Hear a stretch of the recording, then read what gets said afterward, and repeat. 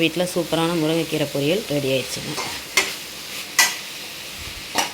இப்போ முருங்கைக்கீரை பொரியல் ரெடி ஆயிடுச்சு. அடுத்து சாம்பார், சூடான சாப்பாடு, அடுத்து மாங்காய் பச்சடி சூப்பராக ரெடி ஆயிடுச்சு. சும்மா பார்த்திங்கன்னா சூப்பரான சூடான நல்லா மாங்காய் பச்சடி ரெடி ஆயிடுச்சு நம்ம வீட்டில்.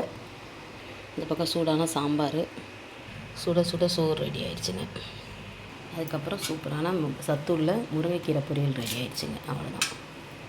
சூப்பரான மாங்காய் பச்சடி பாருங்கள், ரொம்ப அருமையாக இருக்கும், டேஸ்ட்டாக இருக்கும். இது நம்ம வீட்டில் சாம்பாருக்கு ஏற்ற பாருங்கள் சூப்பரான மாங்காய் பச்சடி ரெடி ஆயிடுச்சு. மாங்காய் சீசன் ஆரம்பிச்சிருச்சுங்க. மாங்காய் பச்சடி வீடியோ போடுறேன், பார்த்துட்டு லிங்க் கொடுங்க எப்படி இருக்குன்னு. சூப்பராக இருக்கும். இது தயிர் சாதத்துக்குலாம் சூப்பராக இருக்குங்க.